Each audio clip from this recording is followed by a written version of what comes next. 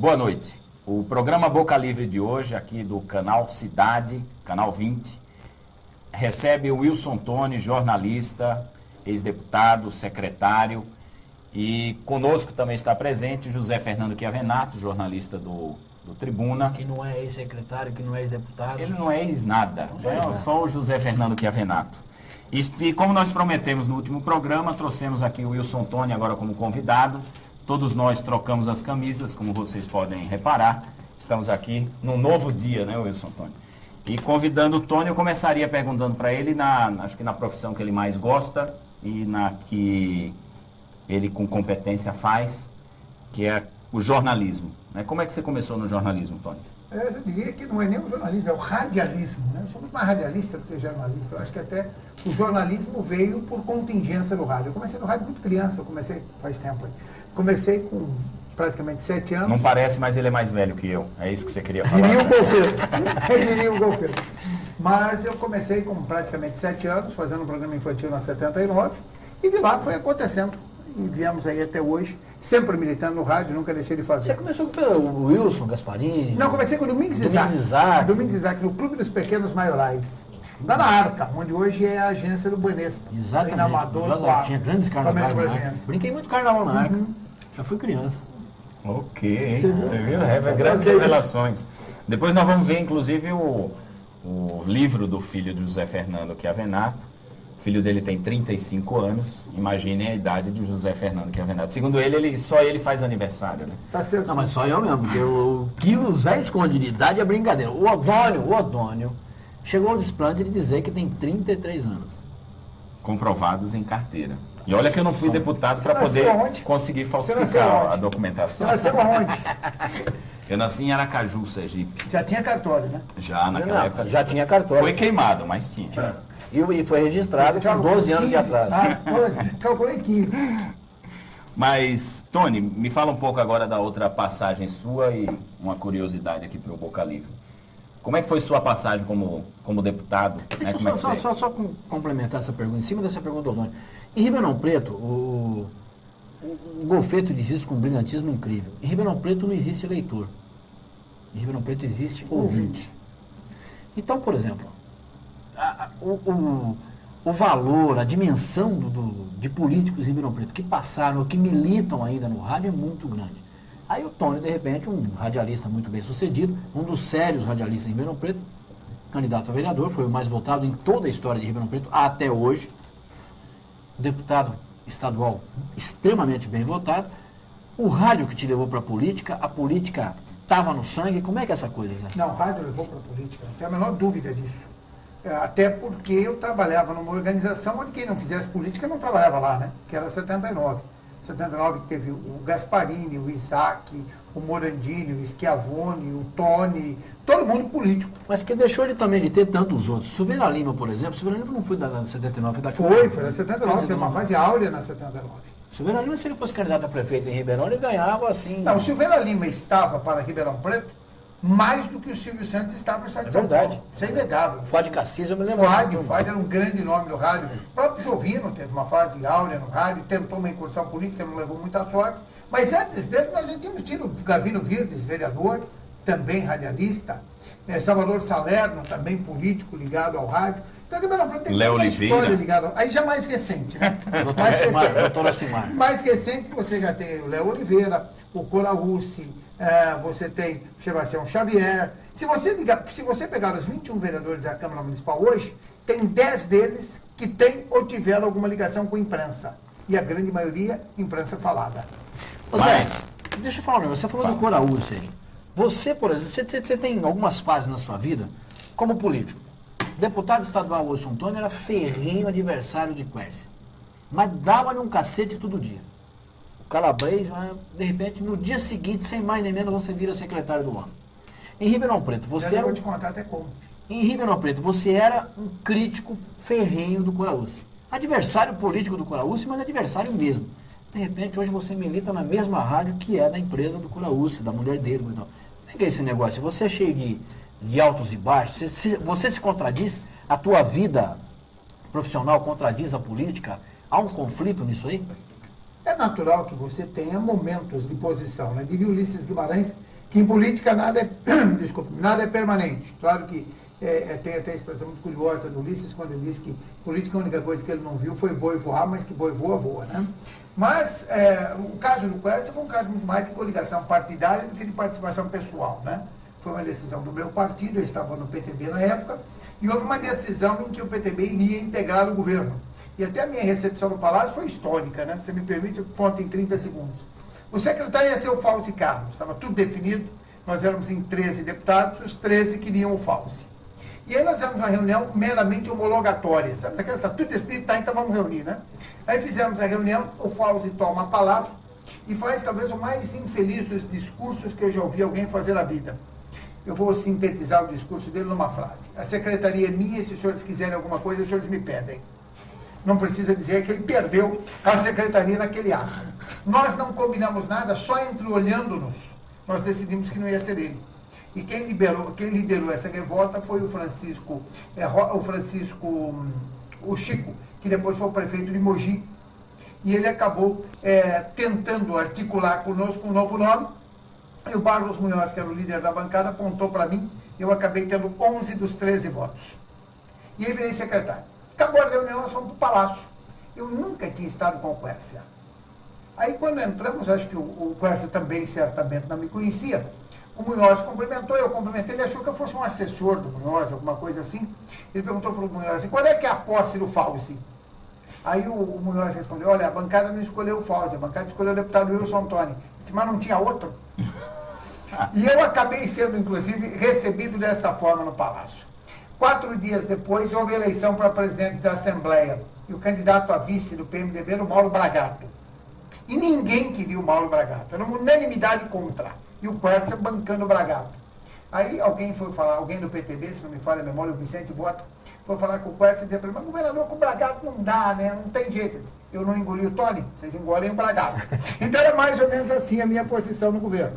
Claro que depois isso foi evoluindo, a gente começou a fazer parte do governo, a ter uma participação mais efetiva, e isso acabou nos aproximando de alguns programas e de algumas posições. E eu hoje posso me dizer que eu não sou amigo do Quercia, mas eu me sinto à vontade com o Quercia, em termos até de uma atuação partidária e política dentro do seu governo. Essa justiça eu devo ao Quercia. Em nada ele me atrapalhou na secretaria. E se eu não fiz mais foi por incompetência minha. Eu não fui boicotado por um governo que não era meu. Ainda que eu fosse, durante a maioria do tempo, o patinho feio, né? Eu era o desmanchar roda, eu era o estranho naquele ninho. Me diga uma coisa. Não, mas não respondeu do Coraúce. Você era um ferrenho adversário do Coraúce de críticas Nós ácidas. disputávamos, inclusive, o mesmo espaço. Ele era candidato a vereador, eu candidato a vereador. Ele era candidato a deputado estadual, eu candidato a deputado estadual. Aliás, nós nos elegemos para a Câmara em 82, ele vereador e eu vereador. Nós nos elegemos deputados em 86, voltamos a disputar deputado estadual em 90, e só agora, em 94, é que ele fez uma opção por sair a deputado federal, e eu tentei, sem êxito, a minha reeleição a deputado estadual.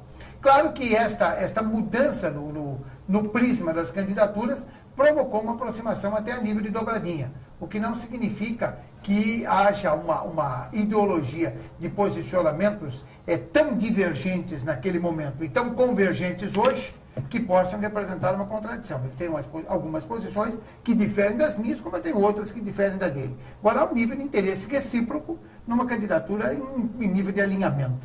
Por exemplo, há quem diga que a próxima dobradinha será Gasparini e Nogueirinha. Isso, historicamente, seria ininteligível. E parece que a realidade política vai levar a isso. Me diga uma coisa. É o boi voando. É o boi voando. A gente estava comentando aqui a história, né, do ser esquerda e direita, que a gente normalmente está discutindo ideologia, era uma posição de cadeiras, né? Na Câmara dos Comuns na Inglaterra, a oposição ficava à esquerda do presidente da Câmara dos Comuns e a situação à direita. E aí surgiu o nome esquerda e direita.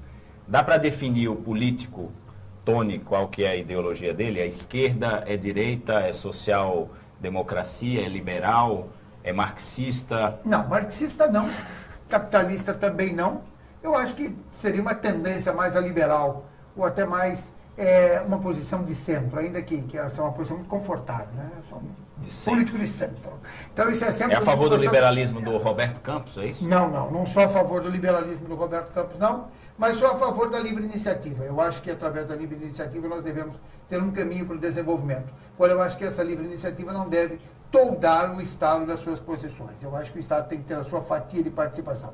Eu não privatizaria tudo e não acho que seja por aí o caminho. Mas também não estatizaria tudo. Eu acho que tem que se ter a livre concorrência, uma posição liberal nesse sentido da livre iniciativa, da abertura de mercado, da participação a nível de competitividade e de concorrência. Eu sou sempre a favor disso. Eu acho que qualquer nível de monopólio, de estatização, nisso é contra o interesse nacional.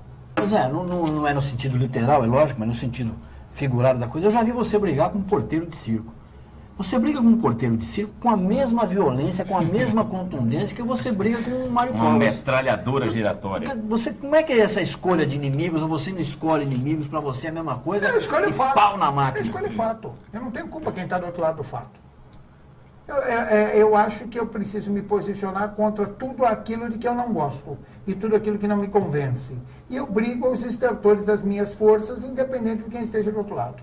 Então, realmente, para mim, para usar o teu exemplo, se o porteiro do circo, se o palhaço, se o dono do circo, para mim não está mudando nada, desde que isso fira a minha posição. Eu tenho uma linha que eu acho que eu preciso defendê-la dentro dos meus valores. Sabe, eu brigo com o prefeito como eu brigo com o porteiro da prefeitura se ele me impedir de entrar na prefeitura. Você me deu uma entrevista onde, inclusive, o título da matéria foi esse, que você se define, eu sou um chato. E sou. Você é um chato? Sou um chato. Sou um chato porque eu não costumo transigir nas coisas que penso. E eu gosto de defender até o estertor da minha força aquilo que eu penso. E isso é uma atitude absolutamente chata, né? Quando todo mundo está... Eu sou chato, eu tenho alguns detalhes. Por exemplo, eu sou um boêmio, adoro a noite e não bebo. Você quer atitude mais chata do que essa? Todo mundo envolvido com a sua cervejinha, com o seu uísque, todo mundo mais alegre, mais liberado porque bebeu. Eu não bebo. Então, isso realmente, a Maísa Matarazzo definiu isso bem, né? Ele é tão canalha que nem bebe. Então, tem uma frase, se não me engano, do Milor, que o brasileiro ele está 2 doses de uísque abaixo. Abaixo. Né? A bebida não te faz falta? Não me atrai. Nunca bebeu? Não. É uma questão de atração, não me atrai. Sabe? Mas uma cervejinha? Muito raramente um cálice de vinho, que talvez seja aquilo que eu gosto. Mas nada, não é uma questão de atração. Compensação, não vou dizer a marca aqui para não fazer propaganda, né? Eu tomo um determinado refrigerante de caixa, né? Que física e para a saúde é muito pior do que se eu tomasse aí uma cervejinha. O cachaça até brinca comigo, diz que eu tenho pedra no rim porque eu não bebo. Se eu bebesse, eu até podia morrer de cirrose hepática, mas de pedra no rim jamais. Me diga uma coisa, o político Wilson Toni, né, ele será candidato em 98? Eu vou querer que a gente comece essa resposta aí no próximo bloco. Daqui a pouco a gente volta. Voltamos ao Boca Livre, lembrando a vocês que o Boca Livre passa às 22 horas toda quinta-feira e nos domingos às 21 horas. Estamos hoje com o ex-deputado Wilson Toni, jornalista, ex-secretário também do governo do estado, juntamente aqui com o jornalista José Fernando Chiavenato. A minha pergunta no último bloco foi em relação à candidatura do político Wilson Toni. Tem candidatura em 98? Aliás, essa é a pergunta mais óbvia, né? Ver político e perguntar se ele não é candidato, ainda mais quando ele não tem cargo eletivo, como é o meu caso, realmente é o absolutamente comum. A tendência é que eu seja candidato sim, doutor. Agora, eu tenho uma série de problemas, a começar pelos problemas partidários. Hoje eu estou filiado ao PFL. E eu acredito que haverá, inclusive, dificuldade de obter legenda dentro do PFL. Até porque o PFL tem um Nogueirinha. espaço do próprio Nogueirinha, que é candidato natural a deputado estadual, até porque é uma candidatura em reeleição.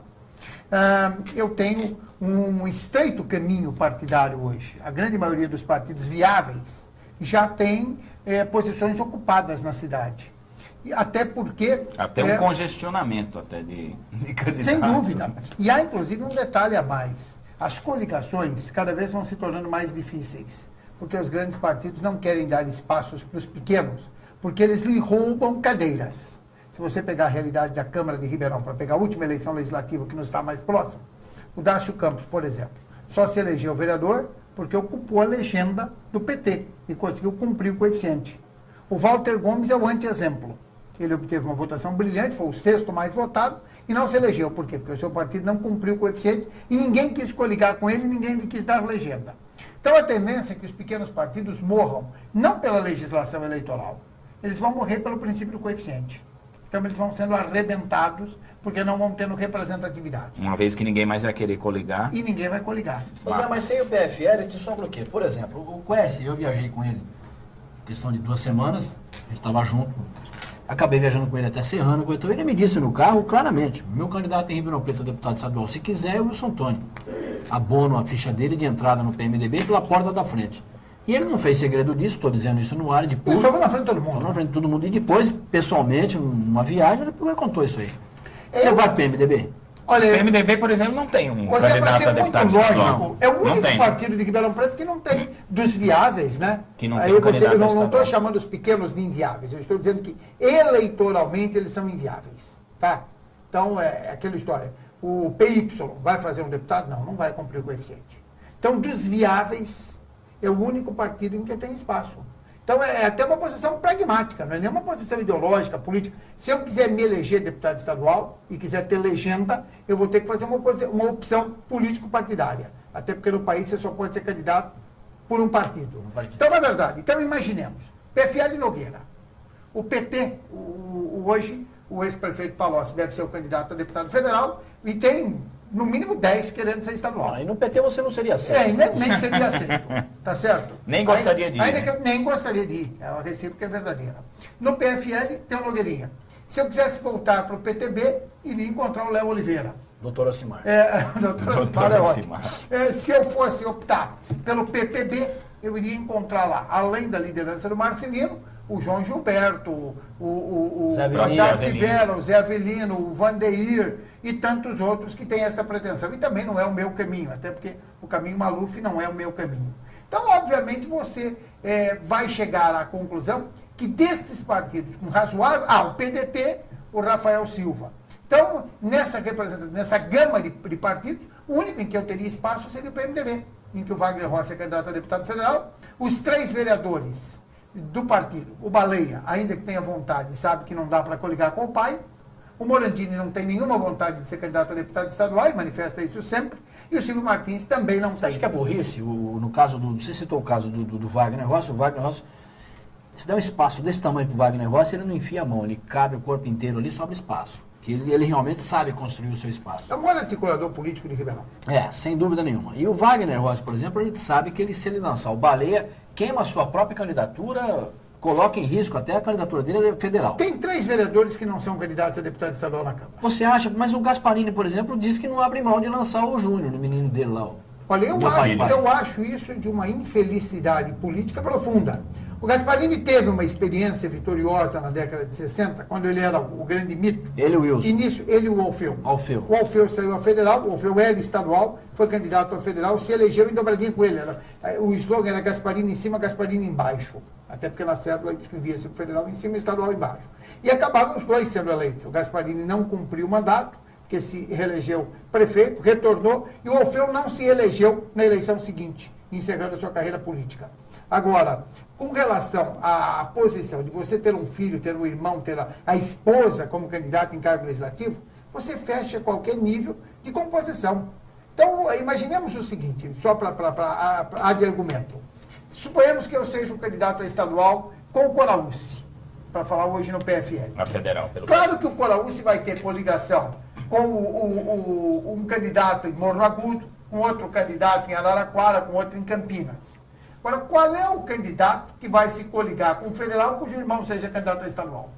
Porque ele sabe que não terá nenhuma reciprocidade. Tudo que ele tiver de reciprocidade vai para o irmão, ou vai para o filho. Então, na verdade, na minha cabeça, Baleia, Gasparini Júnior e Coraúci Neto são os 3 vereadores que, pelas proximidades com o irmão ou com o pai, não têm a menor condição de serem candidatos a deputado estadual, neste momento, sob pena de colocar em risco a própria candidatura do pai ou do irmão. Tony, me diga uma coisa, nós temos aí uma representação de deputados federais e estaduais. Você acha que Ribeirão Preto está bem representado com o time que está aí? Ribeirão Preto perdeu muito em termos de quantidade. A nível federal, não. A nossa bancada até cresceu. Hoje nós temos 3 deputados federais.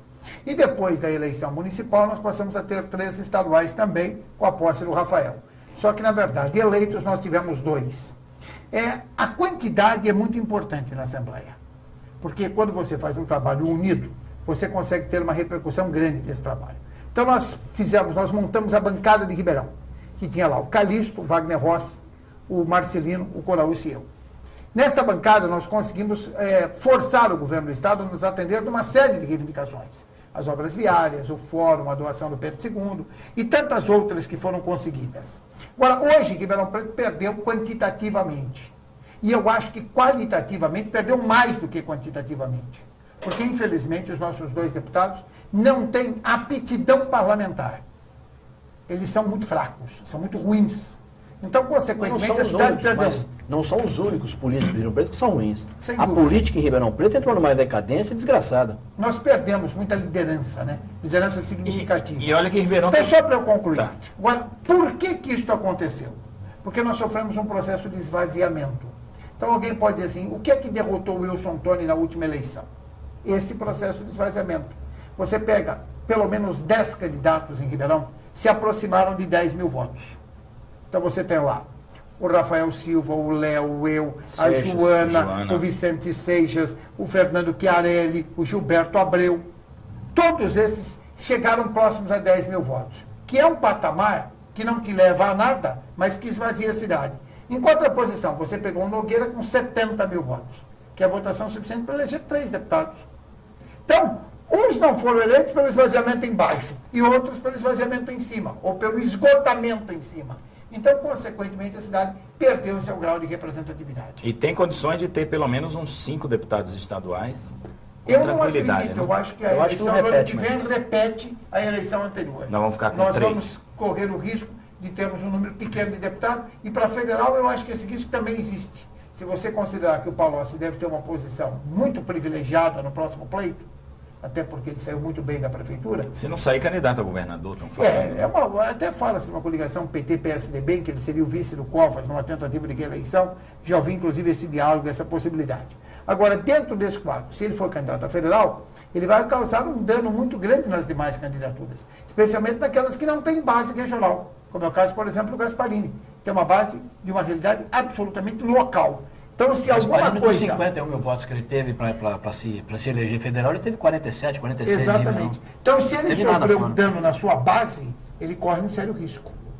Então, eu acho que esse processo de esvaziamento, pelo grande número de candidatos, poder-se dizer que é o responsável pela falta de maior representatividade. Aí alguém poderia imaginar, mas então por que a gente não diminui o número de candidatos? Isso na teoria é simples, né? Na prática é impossível. Todos nós estamos de acordo em diminuir, desde que eu não esteja na lista dos cortados. Mas deixa eu te fazer uma pergunta mais clara, mais objetiva. Que falta que faz na Assembleia, João Gilberto? Que falta que faz na Câmara, no Marcelino? Está todo mundo reclamando que diminuiu a quantidade, mas que falta fazem esses deputados? Eu não diria uma falta nominal deste ou daquele parlamentar, até porque eu nem incluí que falta faz o Wilson. Você está fazendo média? Não estou fazendo média. Eu acho que, do ponto de vista de representatividade, é importante da cidade. Uma coisa é você chegar lá, 5 deputados sentarem em torno do governador, um de cada partido, e dizer, governador, nós queremos isso. Se isso não sair, a gente para a Assembleia. Aí você consegue. Outra coisa é ir um deputado sozinho, ô governador, será que dá para você arrumar isso para a gente e tal? Tá. O nível de diálogo é diferente. Então, quantitativamente é importante. Mas o governo também era diferente. Com qual não adianta nada? Não tem... Vamos discutir um pouco sobre o governo Fleury e o governo municipal, mas no próximo bloco. Daqui a pouco a gente volta. Não existe nenhum dos dois. Zé Fernando, continua aí a saraivada. Vamos discutir um pouco mais a coisa agora ao nível municipal. Eu tinha falado do governo Fleury no último bloco. Vamos falar de burrice agora. Vamos falar de burrice. Qual é a diferença do governo Palocci e do governo Jaboli? Você que é um crítico, foi crítico dos dois, eu fui crítico dos dois, eu tenho para mim minhas convicções, por quê? Quais as diferenças básicas? Para você, quais são as diferenças? Eu acho que a primeira diferença é a habilidade, né? Você pode falar do Palocci o que quiser, você pode criticar o Palocci no que você quiser, mas ele é um cidadão hábil. E ele foi hábil até para articular as forças ao derredor dele. Um político do PT, eleito numa cidade conservadora e conservadorista como Ribeirão Preto, tinha tudo para se arrebentar no primeiro momento. E ele teve a habilidade de contornar isso tudo e governou exatamente com quem deveria mais lhe fazer oposição, que era a classe econômica, que era o grande aliado do Palocci, foi a CI, né? É um negócio assim, absolutamente contraditório sob o ponto de vista ideológico. Você acha que o Jaboli tem conserto ou não? Eu acho que o tempo corre a favor do administrador, né? Ele vai tentando a melhorar, a aprender, a conhecer, a deter mais a máquina. No caso do Jabra, eu acho que o tempo corre contra ele. Ele fez um governo de coalizão, né? Ou de colisão, um verdadeiro acidente, em que ele fez uma composição com todas as matizes. Eu costumo dizer que o governo do Jabra é um saco de gato. Com um cachorro dentro. Sem saco de gato, você não sabe o que é que você vai tirar, né? De repente você pode tirar um gato de rua, de repente você pode tirar um siamês, um borá, mas geralmente sai arranhado. Mas eu entraria nessa embocadura e dizer o seguinte, é um saco de gatos com um cachorro dentro. Para mim, só há uma diferença entre o governo do Palocci e o governo do Jabra. Ou entre as duas figuras centrais de governo, né? O Palocci e o Jabra. O Palocci é inteligente. É, por aí. Para mim é a única... Eu não quis usar o adjetivo inteligente, eu usei o adjetivo hábil. Mas é mais ou menos por aí. Agora, um governo que tem João Gilberto, Gasparini e Nogueira, não pode dar certo. Agora, o nível de divergência e de ação política é tão diverso que não tem como dar certo. Eu não acho que o João Gilberto... Só para concluir, alguém diz assim, mas o Palocci, o Jabra não arrumou um líder. Ele não vai arrumar nunca. Onde é que você vai arrumar um vereador que seja capaz de defender as três correntes? Não tem. Não existe. E o secretariado? O Jabra não precisa de liderança na Câmara, não. Com aquele bando de puxa-sacos que ele tem, não precisa. Porque a Câmara é muito barata. Não tem por onde. Mas a moeda de barganha com a Câmara é muito pouco. O problema da maioria parlamentar não está nem em aprovar projeto. Até porque o Executivo aprova. Lógico. E tem instrumentos para aprovar. O problema da maioria está em você evitar crises. Por exemplo, uma liderança política forte evitaria a crise da CPI, da CETERP. Porque na Transep já não deu nada mesmo. A da CETERP tem tudo para dar. Então você teria como articular para não acontecer. Tá certo? Então, na verdade, o que está faltando não é a liderança para garantir a aprovação de projeto, até porque não foi projeto nenhum. Qual é o projeto do Jabra encaminhado à Câmara até hoje? Um pedido de empréstimo de antecipação orçamentária, aprovado em urgência em janeiro e não usado até hoje. Qual é a cara do governo do Jabra? Não tem cara. É um governo multifacial. Exato. E que, como não tem cara, o Odoni ia falar do secretariado, eu vou responder antes dele perguntar. Se você fizer um grande esforço, você não consegue montar um secretariado tão ruim quanto o do Jabra. Deixa eu só falar isso. Pior que o secretariado do Jabra, só a diretoria do Botafogo. Não, deixa eu só falar isso aí. Não os conselheiros.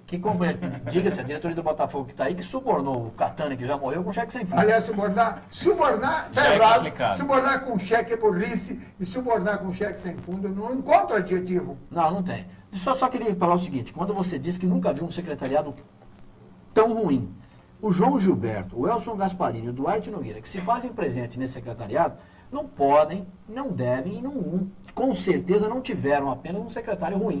Alguma coisa deve ter escapado. O Gasparini deve ter coisa boa, o João Gilberto igualmente, e o Duarte Nogueira também. Só que o Jabra conseguiu reunir o que há de pior.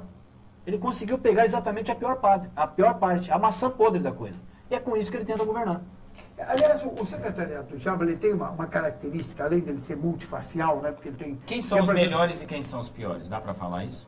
Ou é difícil falar? Não, dá para falar. Eu sou até um pouco suspeito para falar do Pedro Augusto, porque eu tenho na conta de um extraordinário vereador. Acho uma decepção muito grande. Eu sei que você é fã dele, coisa e tal. Eu fui um dos defensores da indicação do Pedro, aplaudi, fui o primeiro a entrevistá-lo quando ele foi indicado, mas é uma porcaria à frente da Secretaria de Saúde. Ele não manda nada, quem manda ali é uma secretária que ele tem, que é uma trotskista de carteirinha, que está lá para perseguir gente que não sabe porquê, da onde, então aquelas coisas de comunista que todo mundo está contra. Quer dizer, virou um pandemônio. Eu cheguei a dizer que o Pedro ia ser o pior secretário municipal.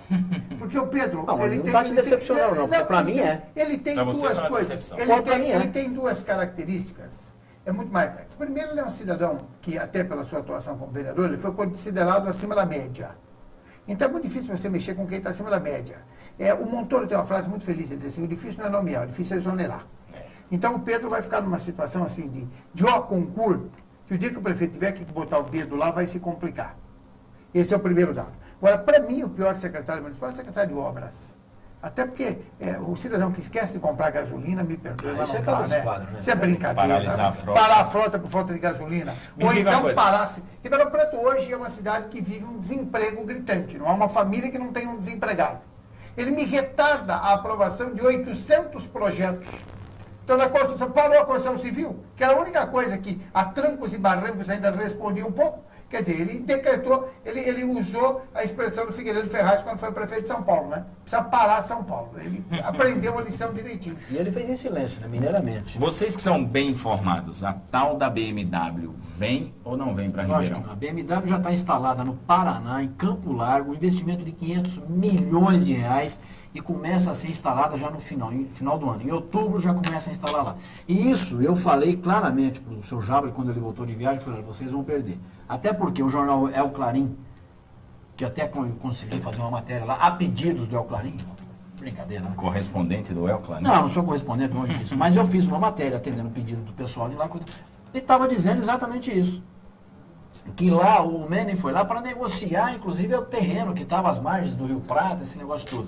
Liguei para lá e falei, olha, só que está vindo para o Paraná. Então, os caras falaram, não, que vai para o Paraná é a montagem da Chrysler, a montagem da BMW, e para cá vem um outro segmento. Qualquer bobagem, eu não sei o que é.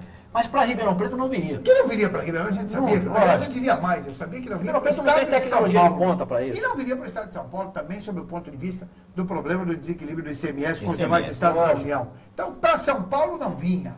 Isso eram 2 sessões, eu falei no primeiro dia, quando o Jabra saiu para viajar. Acho até que ele fez o papel dele, foi lá, pedir, etc. E tal. Oferecer a cidade. O Jabra foi fazer lá turismo, como fez o Palocci com tantas outras coisas. Vai lá, coisa e tal, para dar uma satisfação externa ao seu clube. O problema maior não é só isso. O problema é que as pessoas acham que trazer indústria é você oferecer terreno, reduzir IPTU e reduzir ISS. Não é não. E problema de empresa, a indústria vai aonde ela está com a questão de competitividade dela. Mas na questão do mão de obra, algumas é tecnologia, Exato. é localização próxima de porto. Proximidade nos 2 sentidos, da matéria-prima e do do mercado consumidor. Quer dizer, são outros dados, não é um incentivo municipal que leva... A questão piora no caso do Jabra, porque ele diz, eu entendo a linguagem do empresário, eu falo a linguagem dele, não tem que vir, porque entende porcaria nenhuma, se entendesse o pessoal estava aí, não vinha aqui contar mentira pra gente, que foi lá, tal, mal recebido, quase nem entrou na reunião, isso ele pode espernear à vontade, o pessoal do Palácio dos Bandeirantes conta isso, e abertamente, as escâncaras, rindo muito no Palácio dos Bandeirantes. Quero mudar de assunto. Muda de assunto. Eu já cansei de falar de porcaria. Zé Wilson Antônio, você é o âncora, a maior audiência hoje na CMN, na rádio CMN. Você está indo para a Rádio Clube? Sistema Clube de Comunicação ou não? Sem mentira, sem partidagem. Não tem nenhuma mentira, aliás, até porque nem tem razão para mentir, não é do meu feitio mentir. Eu fui convidado pelo grupo que comanda o Sistema Clube, me fizeram uma proposta que eu considero extremamente satisfatória sob 2 pontos de vista. Sob o ponto de vista profissional e sob o ponto de vista econômico. Claro que isso é ponderável, nós estamos estudando, estamos tendo tratativas, já tive aí uma série de reuniões com o pessoal da Clube e acho que é até para mim uma honra. Talvez tenha sido a maior proposta que um radialista já tenha recebido em Ribeirão Preto em todos os tempos. Claro que a gente está estudando e é uma questão de se discutir e de se chegar a uma conclusão. Há um dado que me prende muito a CMN, porque eu me sinto assim um pouco pai, né? Um negócio mais ou menos de paternidade. Para você ir para Clube, depende mais de você sair ou de você entrar na Clube? Eu acho que depende mais de eu sair. Acho que é mais um problema até de afinidade, um problema mais de emocional do que qualquer outra coisa. É afinidade, e eu repito aqui, um pouco de pai, sabe? Eu me sinto um pouco de responsável por aquilo que gerei. Então, isso é que me prende. Mas, do ponto de vista profissional, é uma honra até um convite do pessoal da Clube para fazer 2 coisas que eu gosto muito, que é rádio e televisão. Me diga uma coisa, Tony, nessa briga de audiência, eu recentemente li uma entrevista do diretor de jornalismo da televisão do SBT, falando da inadequação do Ibope, a forma dele aferir a audiência. Do Estoliar ou do Calegari? Do Calegari. Ele falando a respeito disso. Se ele diz que é ruim lá, imagine aqui onde o Ibope faz 3 pesquisas por ano. Então, quer dizer... Aliás, quando eu recebo... Como moralizar isso? Qual que é, de fato, o campeão de audiência? A gente ouve falar, por exemplo, o Tony é o campeão, a CMN é o campeão de audiência. Aí você vê, frequentemente, outras rádios soltam essa informação. Como moralizar esse sistema? Em primeiro lugar, é preciso você entender o que é ser campeão de audiência. Esse é um problema de número, de quantidade ou de qualidade. Tá? Para que público você vai falar? Uma rádio que faz essencialmente jornalismo, e a ICMN talvez seja a única exceção no Brasil, ela dificilmente ela consegue uma liderança geral. A PAN é a 5ª em São Paulo, a Bandeirante é a 3ª. É a primeira em faturamento. É a 8ª, né? A 8ª em São Paulo. Então, na verdade, é a 5ª. A 5ª em São Paulo é a primeira em faturamento. Mas por quê? Porque ela fala para um público que consome. E o anunciante que é o público que consome. O resultado dele, ele vê na venda em função do anúncio. Então, na verdade, quando eu pego o Ibope aqui, às vezes eu dou grandes risadas, né? Teve o Ibope, por exemplo, que é a minha equipe esportiva, antes da vinda do Oswaldo Maciel, ganhou da 79. Falei, gente, mas não tem a menor lógica. Então, eu estou falando um exemplo em que eu fui privilegiado. Então, eu olho, pô, mas como que eu posso ganhar da 79? Não existe, isso é uma piada. Então, na verdade, o Ibope, além dele ser muito longo, muito distante, 3 vezes ao ano, que não dá para oferir nada, ele ainda é um Ibope de Rical. Então ele chega para o senhor, o senhor não ouve rádio, ouve. O que o senhor estava ouvindo ontem a esta hora? Quer dizer, é uma piada, né? Então a tendência é você falar aquilo que você mais está acostumado. Então, é o caso, por exemplo, qual é a televisão que você já? Eu vejo a Globo. Por quê? Porque você está habituado a falar aquilo. A partir das 6 horas da manhã, a Globo amanhece, com todas as televisões desligadas, a Globo amanhece entre 18% e 21% de audiência. Desligada. É o chamado público porque cativo. dorme lá. É o eu público vivi cativo. essa realidade na 79 durante muito tempo. Eu brincava que 79 dava Ibope até fora do ar. Na Agência Nacional nós ganhávamos audiência. Quer dizer, então é claro que isso tende a uma similitude entre o público receptor e o público transmissor, em que cria quase que uma torcida. A CMN conseguiu quebrar um pouquinho disso, mas eu acho que o grande dado da CMN não foi nem ganhar Ibope, foi aumentar o público de rádio ligado. Porque eu sempre fiz esta conta. O rádio em Ribeirão Preto ele tem uma fatia de 3% de audiência. E eu sempre dizia o seguinte, quem conseguir aumentar 2% na fatia é líder. Então você não precisa tirar um ouvinte de ninguém para ser líder. Basta você aumentar a fatia de quem está fora do mercado. E, na verdade, acho que foi isso que a CMN conseguiu. Porque se você pegar os 5 últimos Ibopes, você vai ver exatamente isso. O nosso crescimento não foi em cima de ninguém. Foi em cima do público de rádio desligado. Bom, eu queria agradecer mais uma vez ao Wilson Tony pela gentileza de ter aceitado o nosso convite. Aqui o programa também está sempre aberto, Wilson, para a gente estar discutindo. Agradecer ao Zé Fernando Chiavenato, que fica para o próximo bloco. Nós teremos aqui o José Roberto Ferreira, o Perigas, né, que é jornalista, coordenador da assessoria de imprensa da Unesp, da Universidade Estadual Paulista, na reitoria de São Paulo, e vai estar conosco aqui daqui a pouco. Agradeço mais uma vez o Wilson Tony e vamos para o próximo bloco. Voltamos ao Boca Livre e agora para o último bloco com o José Roberto Ferreira, jornalista, é coordenador da assessoria de imprensa da Unesp e está querendo falar sobre um monte de coisa séria. Não sei se a gente vai conseguir, Zé. Eu queria até dar um depoimento de um fato sério que ocorreu recentemente em Lisboa. Houve um blackout no shopping center e os bombeiros foram chamados para resgatar 25 pessoas que ficaram presas na escada rolante. Uma coisa problemática, seu. Zé, você tem origem portuguesa ou não? Eu tenho 75% de italiano e 25% de português. Mas o programa passa 2 vezes para os 25% da família, eles vão entender, pode ficar sossegado. Brincadeiras à parte, o Zé estava querendo bater um papo um pouco sobre o Provão. Mas nem tá chovendo também, mas vamos conversar sobre o Trovão. Provão, ele está precisando ir para o oftalmo. Oftalmo. Ele sabe o que é oftalmo? Acho que não. Oftalmo? Oftalmo. Ele, ó, saiu de esporte, saiu de o que mais, Zé? Saiu do Corinthians, Aliás, ele se para aperta. oftalmo, vamos fazer que nem campo de... que nem... como é que é? Jornada esportiva. Falar em oftalmo, um abraço pro Zé Luiz, pro meu amigo. Agora tem que fazer o merchandising pro Zé Miguel Kifuri, que é meu amigo, meu oftalmo, ele que me recomenda a lente, põe, tira esse negócio. Você usa lente? Ixi, que isso. Olha. Sem lente, Alfredinho sem lente. Mas Vamos falar do Provão sim, Zé, lógico. o que você me fala? Eu fiquei até, eu sou egresso da Unesp, eu fiquei até feliz de ver dos 3 cursos analisados, me lembro, acho que é engenharia, direito e administração. Nos 3 parece que a Unesp saiu bem. Saiu muito bem, saiu muito bem. O curso de Direito da Unesp é aqui em Franca e ela esteve com os 3 conceitos A. Aqui a coloca como sendo um dos melhores cursos de Direito do Brasil. E a administração de Araraquara. E engenharia de Ilha Solteira, né? Engenharia que ficou com os 3 Esse Provão ele pegou agora áreas exatas, né? Não, direito não é exatas. É humanas. É humanas, certo. Mas não digo... Você tem 75% de português? 75%. Agora ele me pegou. Na engenharia, A administração também não é exata. Administração também é humanas? É humanas. Só engenharia. Que coisa mais exatas, absurda. Mas, ó, Sabe engenharia cálculos? essas coisas que você tem que pegar a calculadora, você tem que ser exatas. Mas a administração não entra como... Não, a administração é humanidades. É humanidades. Que coisa mais absurda. Acho que a administração é um negócio tão desumano, tão... É.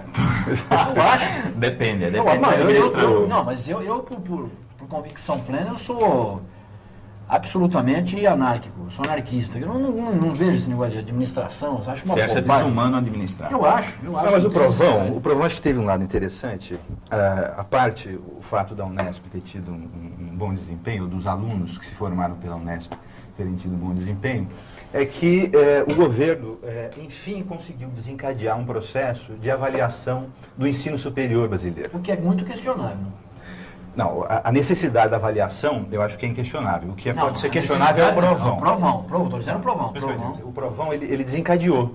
O Provão, ele foi uma primeira pedra no sapato das instituições de ensino superior que oferecem um ensino de má qualidade, tá certo? Ou que tem um corpo docente sem a qualificação necessária para o ensino superior de qualidade. O que vale saber que escola que é boa, que escola que não é ruim, se não existe punição e não existe nenhum tipo de sanção a isso? Aí, é o seguinte, vai haver uma regulamentação que tem que se melhorar. Nós estamos no Brasil, sabemos que não é o seguinte, eu acho que os processos teria que ter alguma consequência maior. Não, veja bem, eu acho, fulano não presta, mas... Só o fato de ter saído publicado nos grandes jornais que tal faculdade teve um conceito ruim, tá certo? Você vai colocar seu filho para estudar lá?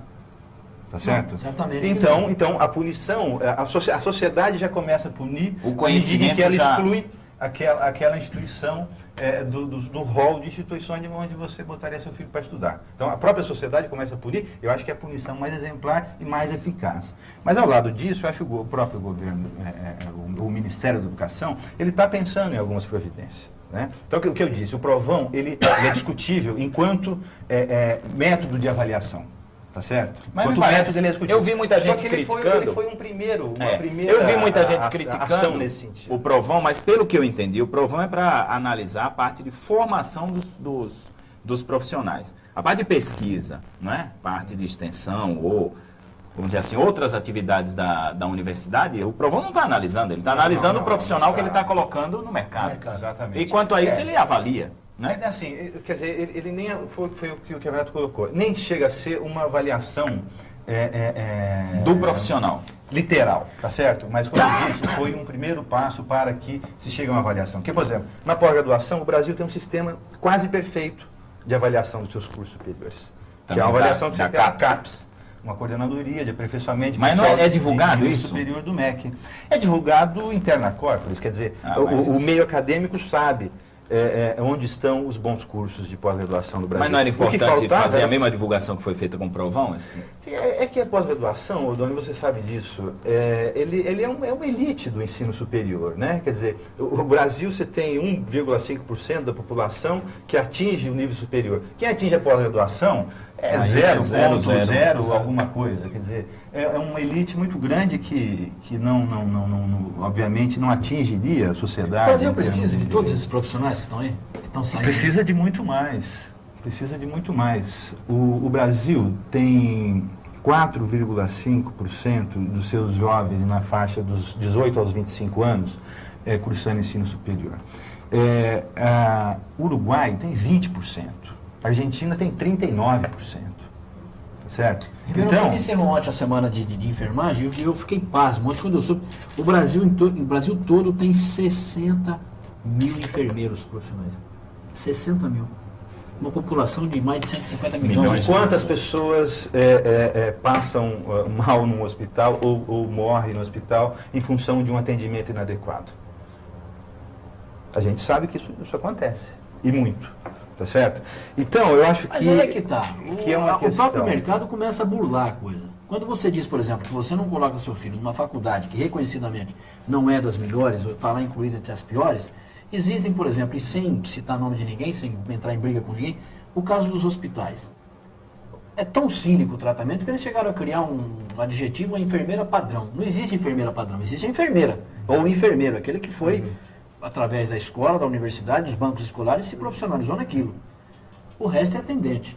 Na verdade, eu trabalhei como Auxiliar. eu trabalhei como assistente. instrumentador cirúrgico, né? Isso, o que você vê, a realidade nos hospitais brasileiros é o seguinte: a pessoa entra como servente, fazendo a faxina, e o ápice da carreira dela dentro do hospital é dentro do centro cirúrgico como enfermeira.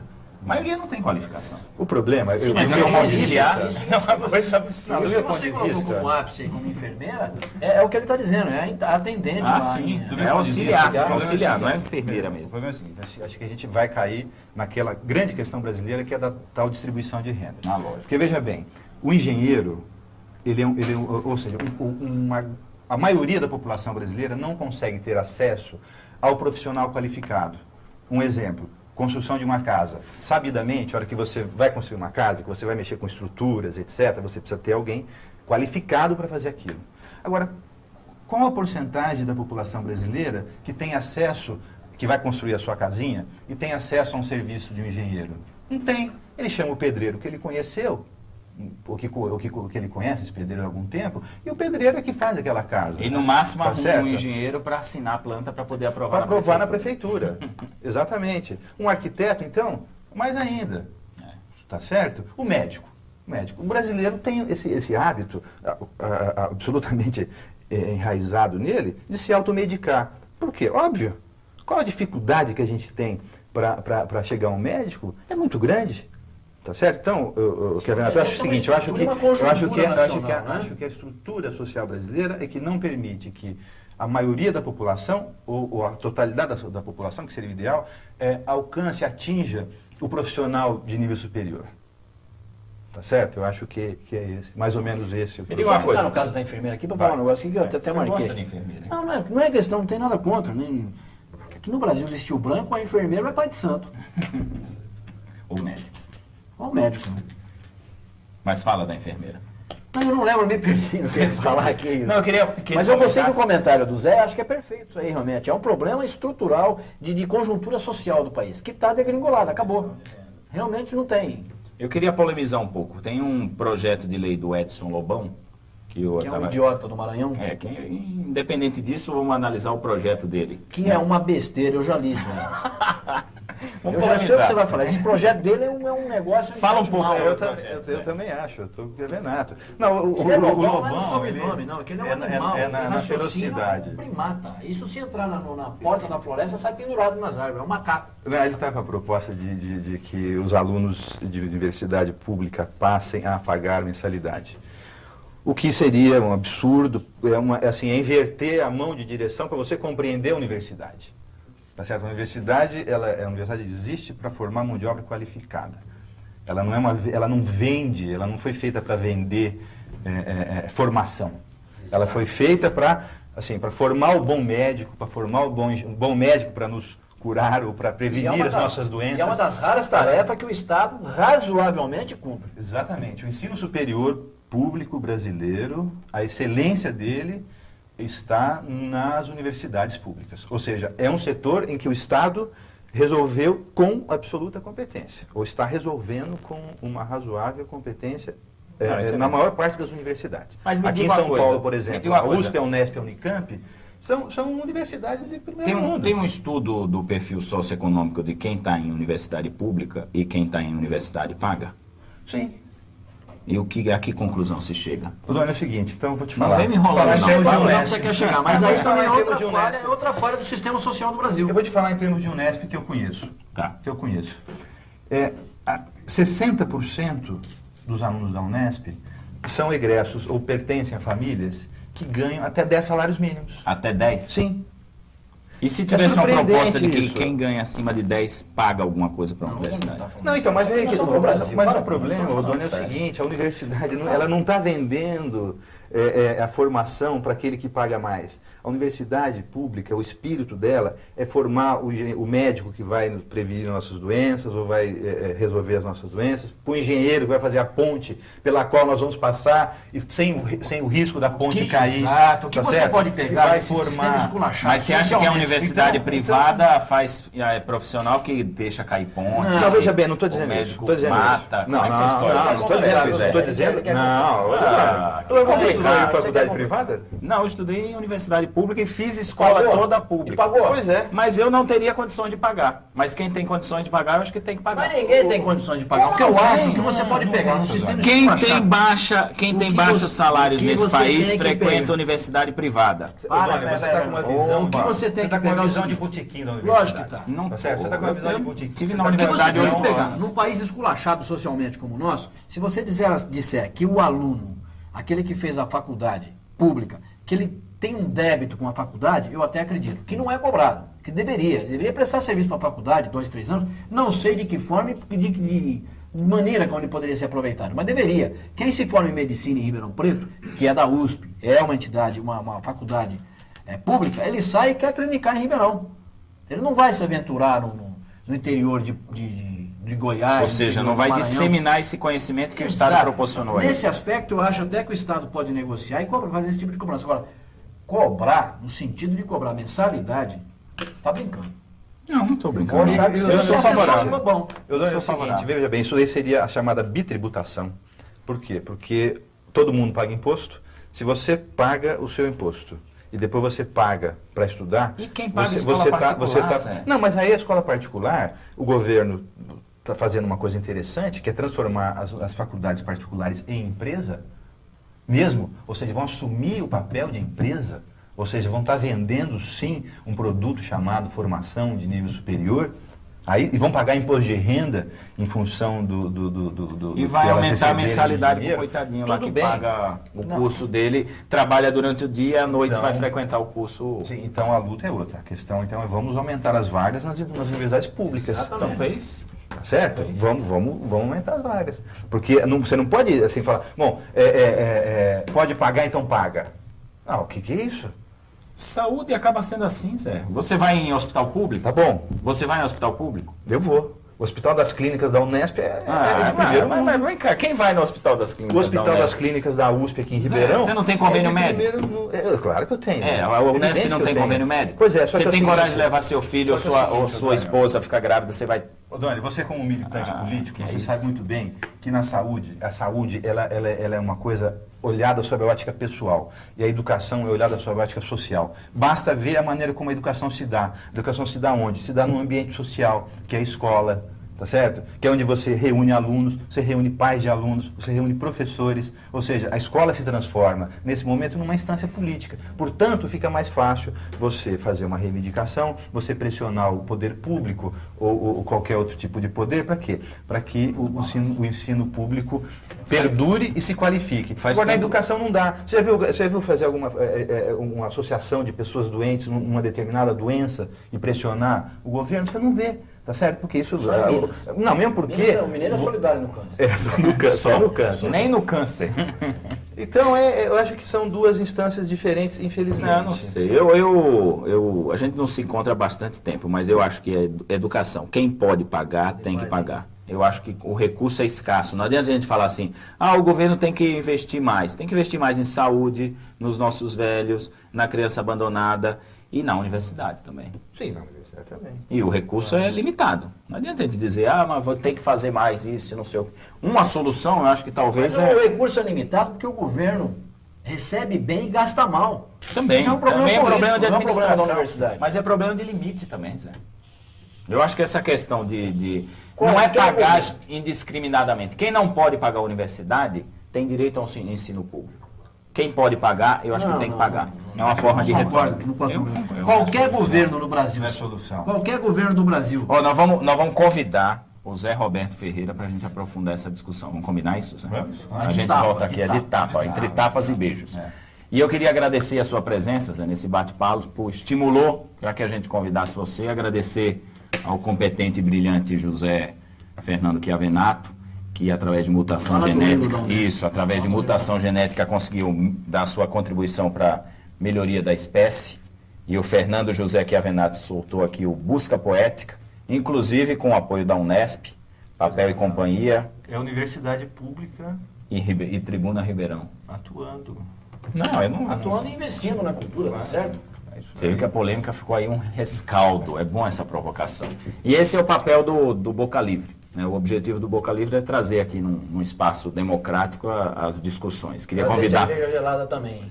Queria convidar vocês para o Espaço Empresarial, assistam o nosso vídeo e na próxima semana nós estaremos de volta. Boa noite e muito obrigado.